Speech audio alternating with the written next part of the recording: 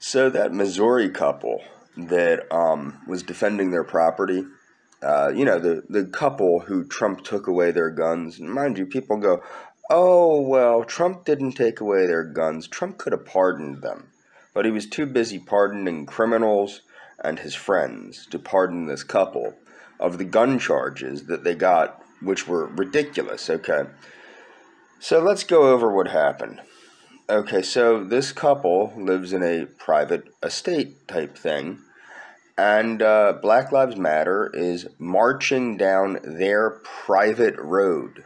Okay, this is not a public road, this is a private road.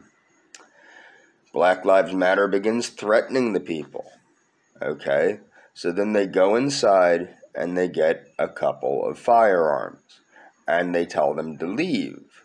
Now, mind you, they did not initiate the threats. Black Lives Matter did. Okay? So, people are saying, oh, well, this is the thing. This is going to come into a martial arts discussion all of a sudden. Why is that? A lot of people, a lot of the gun nuts, they'll be like, all you need is a gun. You got a gun. You can do anything. You can fly with a gun. You can do anything you want with a gun. Gun, gun, gun, gun, gun, gun, gun, gun, gun. Okay? Watch my video get taken down for saying gun too many times. For many years, my father was a conspiracy nut, okay? And he was very concerned about the government taking over the country, instituting martial law and all this other crazy crap, which he based off of nothing. Now that we're getting close to martial law, okay, we see that this is a real possibility, okay, and it depends on how can I put this? It depends on the benevolence of the people in charge when martial law is declared, okay? And we're at a state where martial law really does need to be declared. We're in a civil war state in the United States. It's just the lines have been drawn. The war has been declared by one side, by Black Lives Matter and Antifa, who have declared war on the American people and war on the American government. Okay, so one side has declared war. The other side has not. The other side being the United States government, the Trump supporters, the rednecks, the white militia groups, the libertarian groups. They have not. They're too busy fighting amongst themselves to see what's going on. But Black Lives Matter and Antifa have clearly declared war. A number of times they've flat out said that they've declared war on the American people and the American government, and on different state governments. So how does this get into martial arts? A lot of people like to say, oh, I can do anything with a gun if you have a gun, blah, blah, blah. There are a lot of places where you can't have a gun, period. You're just not allowed to have a gun in a lot of places. School zones and things like that. Then there's a lot of places, like, for example, when the government does crack down, what do you think is going to happen to your gun rights? You're not going to have any gun rights when the government cracks down, okay? And this is why I've been saying for years, it pays to know how to defend yourself without a weapon. And everybody's like, oh, no, well, you can just, if that ever happens, I got my guns, and they're not going to take my guns. Does anybody remember Ruby Ridge, the case of Ruby Ridge? Forgive me, because it's been many, many years. What happened at Ruby Ridge is the guy was given some trumped-up gun charges that he was acquitted on. But the FBI came out and it might not have been, it was Department of Justice, I think it might have been ATF, and the local police come out and murdered his family. And the reason why was because the guy was given a summons to court with 2 different dates and thought it was a trick to get him on a technicality. So he didn't go to court for the charges that he was acquitted of anyway, mind you. So the frickin' Department of Justice comes out. I believe it was the ATF, not the FBI, and the local police or sheriff's office come out to serve the summons, and they murder his family. Okay, and then what was funny is they said that he was a member of the white supremacist group Aryan Nations. Or white supremacist gang or something, Aryan Nations. The Aryan Nations is a branch, I would call it a denomination of Christianity. I think it's large enough to call it a denomination of Christianity. That grew out of, in America it's a little different, but there have been other sects with the similar views, such as in England, that believe that Anglo-Saxons, white Anglo-Saxons, are the true Jewish people, the true Israelites, if you will. I don't believe any of that. I don't know why everybody wants to be an Israelite. You got the black Hebrew Israelites, the Aryan Nations, you got all these people wanting to be Israelites. I don't get it. I really don't get it. But my point is they were trying to make this guy look like some whacked out extremist, which he may have been, but that's no excuse to murder his family. However, when you come across like a gun nut, what do you think's going on there? They think you're an extremist. When you talk about guns, guns, guns, guns, guns, the ATF, look, everybody's watching everything. We've known that since the Patriot Act. We've known that since the NSA came out and admitted they're watching everything. And if you didn't know they were watching everything before they were watching everything, you're an idiot.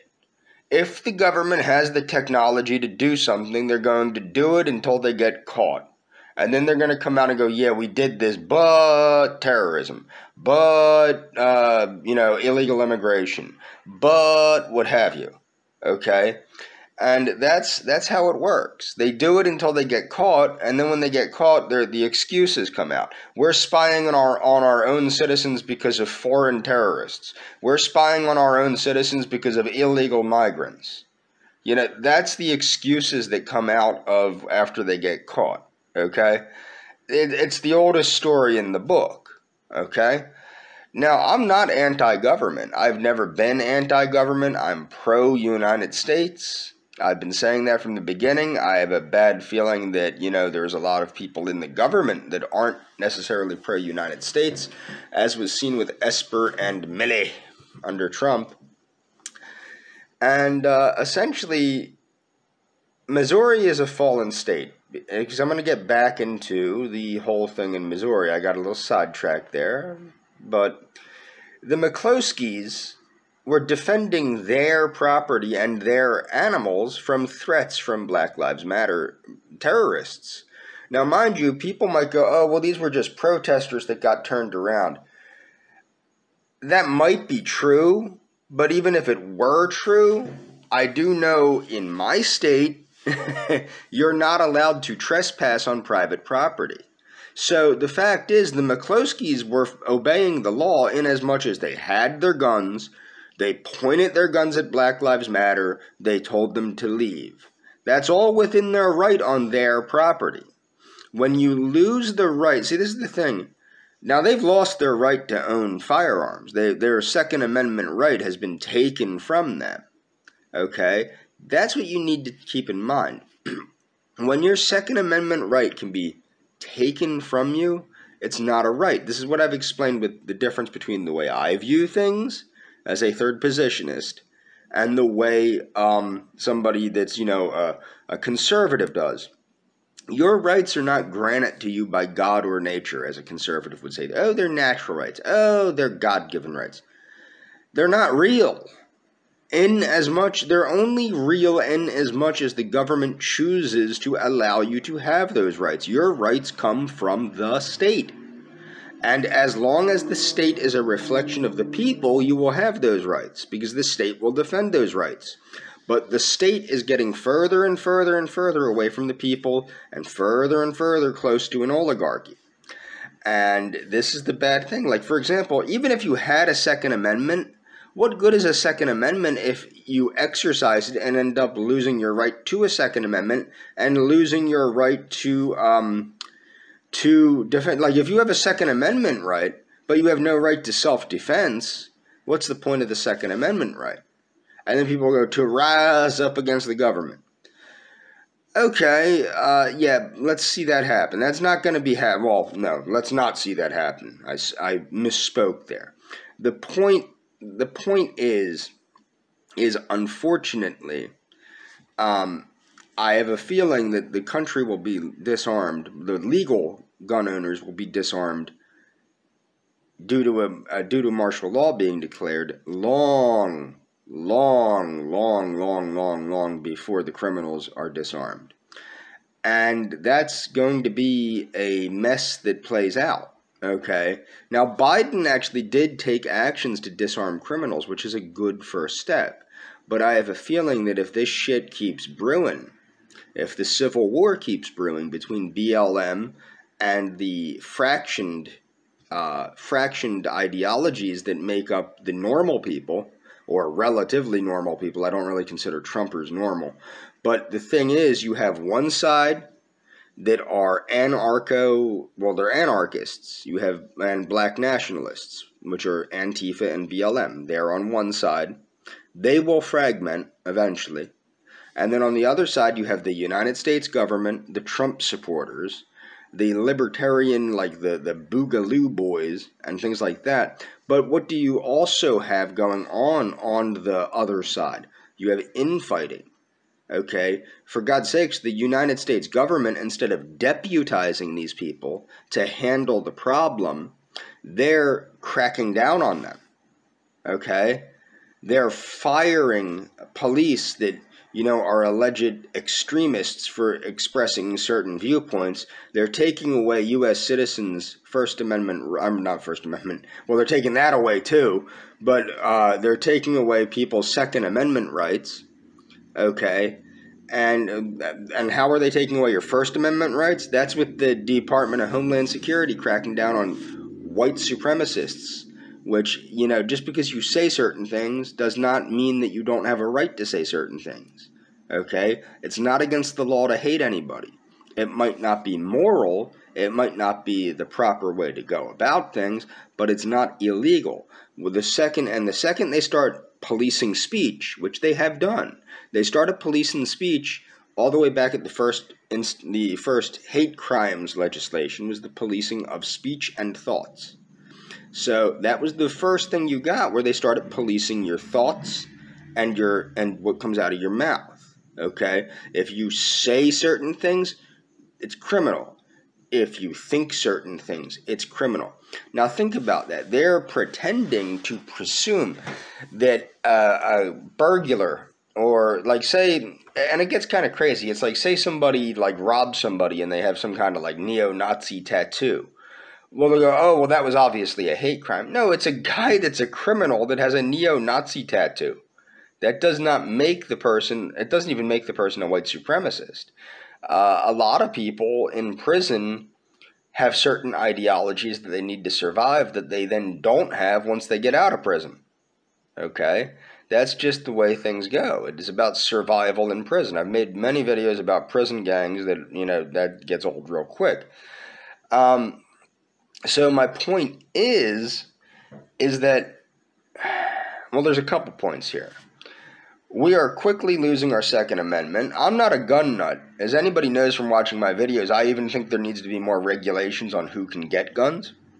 I don't believe that if you're proven to be mentally deranged, if you're mentally deranged enough that you can't work, you're mentally deranged enough that you should not be having a firearm. Whether you're collecting Social Security or whether you're collecting, veterans assistance because you're crazy, it doesn't matter to me. Now, that doesn't mean I believe all veterans should be disarmed or all veterans that receive veterans assistance should be disarmed. No, if you're receiving veterans assistance because of a physical handicap, say you lost your limbs or something like that, but you're not mentally deranged, then no.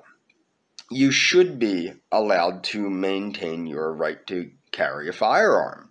But people that are known to have problems with alcohol, that are known to have problems with drugs, that this is recorded, This is recorded, and this is a common thing with these people. No, they should not have a right to own firearms, but the Constitution of the United States would have to be amended to implement that.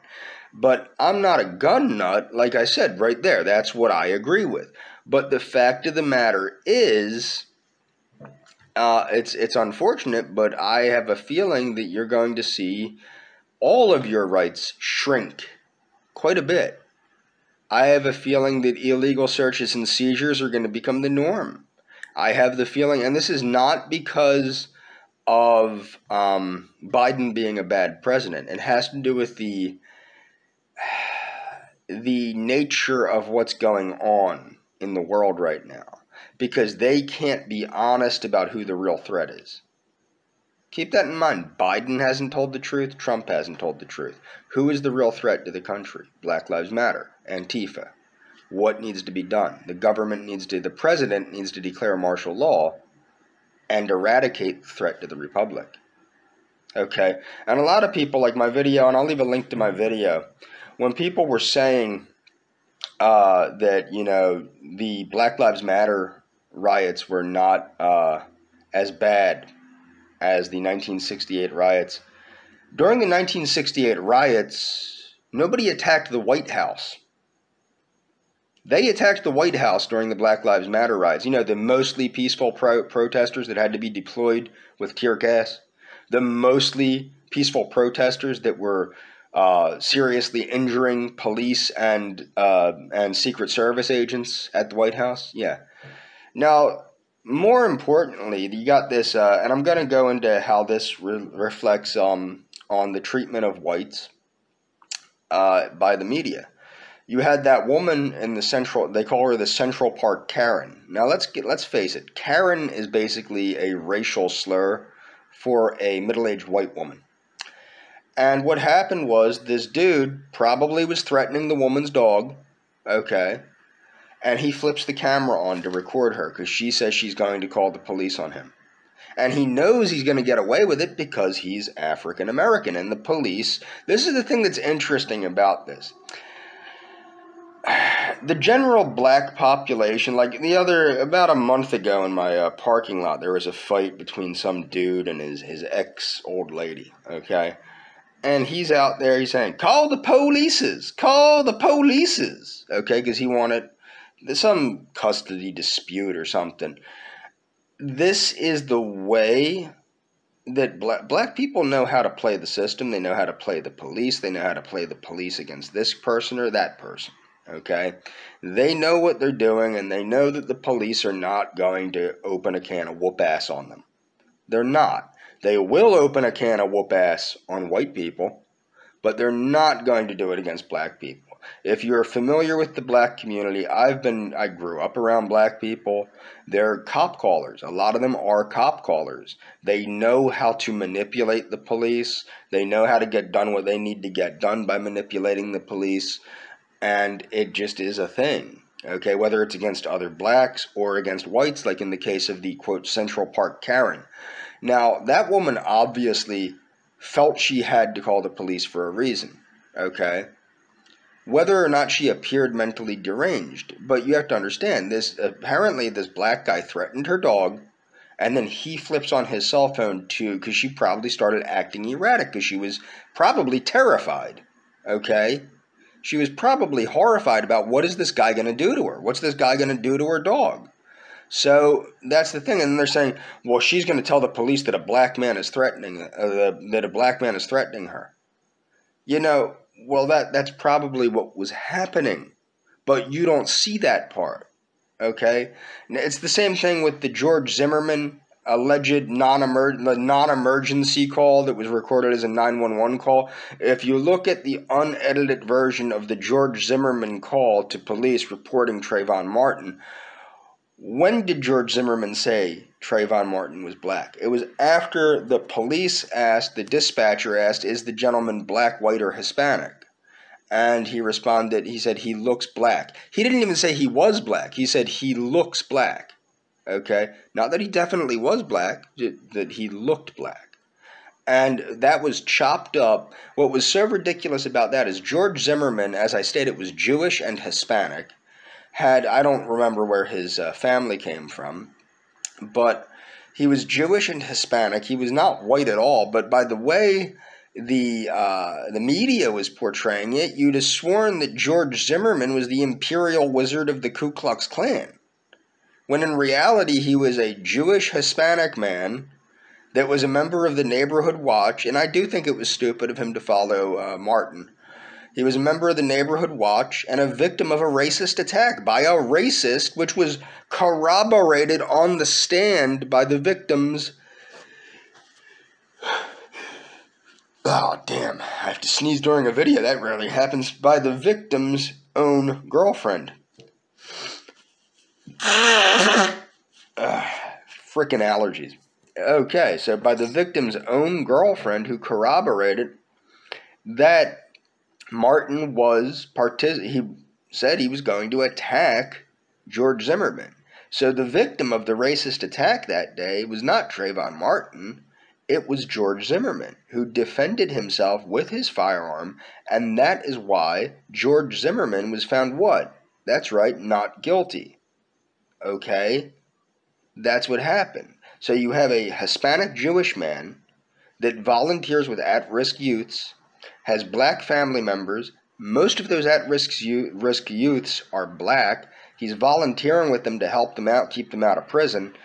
So it's the way the media portrays things, like with the Central Park Karen. Now, I'm not even saying that black man did anything more than probably say, I'm going to mess up that dog if the dog comes near me. Because you can hear him saying to the woman, please don't come near me, ma'am. Please don't come near me. He knew what he was doing, though. You know what I mean? He knew what he was doing, but then again, I'm not saying that he did anything wrong by what he was doing at all. I'm not saying that. I'm saying the way the media portrayed it was wrong. The thing is,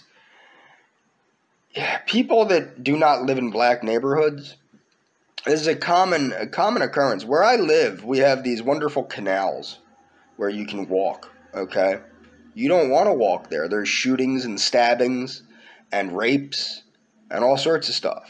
And you would never know it because it's the suburbs. Nobody ever would know it unless you read the paper or go on the internet and do searches about crime in the area.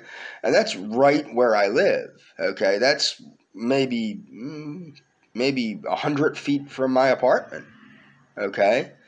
And that's a common occurrence there. You have shootings, stabbings, rapes, drug deals, all that stuff all the time. And that's in the suburban area.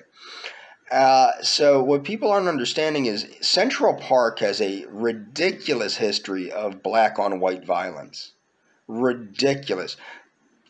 Predominantly rapes. Predominantly black men raping white women.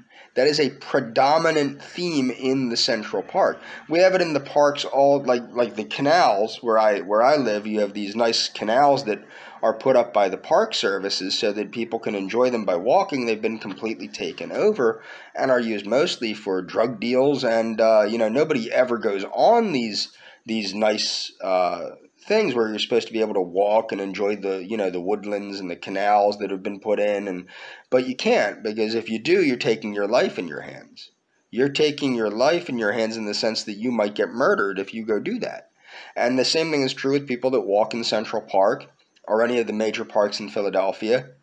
Okay, that's just the case. That's the reality. So that woman's reaction is not abnormal. That man's reaction, I don't think was wrong. I think he probably did threaten the dog, and that's why the woman called the police, but because she didn't know where it was going to go. And that's the thing. And that was like a retriever or something. That wasn't like a Rottweiler or a pit bull or something. I think the guy just had paranoia about dogs or something. But I don't think that what you saw there was like an incident that warranted the news coverage it got. Period. I just don't. I think that was played up to make white people look racist. And that's the bottom line. Just like the George Zimmerman 911 call, which was a non-emergency call to police. And that's what you have to take into consideration, is this stuff is ridiculous. It is ridiculous. It is very ridiculous the way that these things are being portrayed. But they're being used to take away my Second Amendment rights, your Second Amendment rights, our First Amendment rights, our right to call the police. Like if you watch the video that I'm going to link in the description, they're saying this woman doesn't have remorse for calling the police. So now we're supposed to feel remorse for calling the police against people that threaten us? Whether or not the dude was actively going to harm her or not, if he threatened her animal and she called the police, she's within her rights to call the police. Okay? With the McCloskeys in Missouri, if people are on your private property threatening to harm you, threatening to harm your animals, and you happen to own firearms, you have a legal right to use those firearms to defend your private property. Apparently not anymore, though. And that's all for this video.